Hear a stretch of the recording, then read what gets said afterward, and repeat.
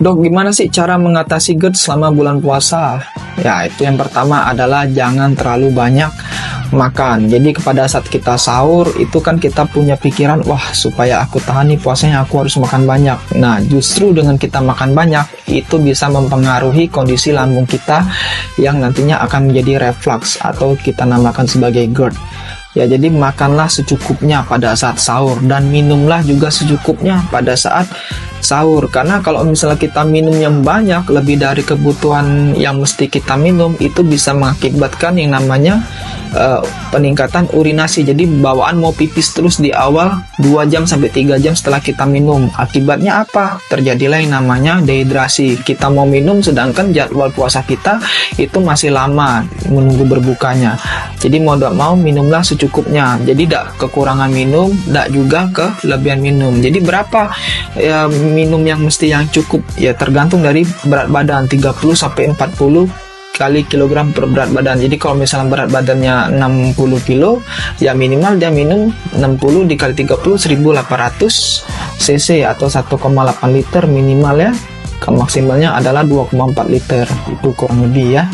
Terus yang kedua adalah ya, kalau misalnya kita makan itu mengunyah makanannya itu jangan cepet-cepet. Jadi fungsi daripada mengunyah makanan itu adalah untuk menghaluskan makanan. Maka dari itu sahurlah jangan mepet-mepet dengan waktu imsak. Tujuannya adalah supaya kita makannya itu lebih santai, mengunyahnya juga itu lebih lama. Tujuan mengunyah makanan itu agar supaya makanan yang kita makan itu tidak nyangkut di lambung kita, karena lambung itu tidak punya kemampuan untuk mengunyah ya. Jadi kalau misalnya makanan yang belum terkunyah secara sempurna itu langsung masuk ke dalam kerongkongan dan ke dalam lambung, maka makanan tersebut akan lama berada di lambung. Akibatnya apa? Akibatnya asam lambung akan naik.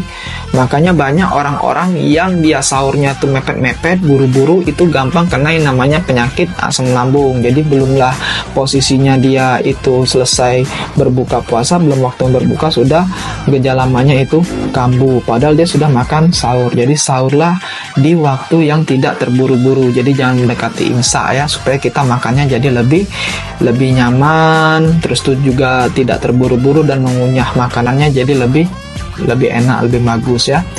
Nah, kemudian yang mesti kita lakukan adalah yang ketiga adalah makan di waktu yang tepat. Jadi makannya di waktu yang tepat ini harus konsisten nih. Jadi kalau misalnya berbukalah di jam pada saat berbuka, jangan menunda berbuka. Ya, jadi kalau misalnya kita mau berbuka puasa, itu jangan sekali-kali kita menunda berbuka. Kemudian berbukalah dengan yang buah ya, jadi buah kurma minimal 2 ya, atau sampai maksimal 3 buah. Kemudian minum air putih. Setelah itu maghriban dulu, setelah sholat maghrib baru kita cari makan makanan yang mengandung protein hewani maupun protein nabati plus serat, bisa dari buah lagi ataupun sayuran ya. Jadi langsung ditubruk, jangan langsung ditubruk dengan karbohidrat atau nasi. Karbohidrat atau nasinya itu nanti saja setelah kita lakukan yang namanya makan makanan yang tinggi protein tadi ya. Tujuannya adalah supaya cepat menggantikan yang namanya energi ya. Kalau misal kita langsung makan dengan karbohidrat, ya khawatirnya karena kita sudah tidak ada makan selama beberapa jam karena kita puasa, kita langsung kasih karbohidrat, ujung-ujungnya nanti pada saat kita tarawih badan kita jadi lemes. Kalau misalnya kita terpaksa pengen makan karbohidrat, paling karbohidratnya sedikit dulu, misalnya dari ubi atau kentang ya. Kalau misalnya pun pengen makan nasi, nasinya jangan langsung sekali banyak, makan nasi goreng 1 piring ya, paling enggak makannya tuh 1/3 piring atau setengah piring aja nasinya ya. Tujuannya adalah supaya kita tidak lemes nanti selama pada saat menjalani sholat tarawihnya. Oke, itu aja tips dari saya supaya kita tidak kena gampang sakit MAH, GERD atau dispepsia selama menjalani puasa.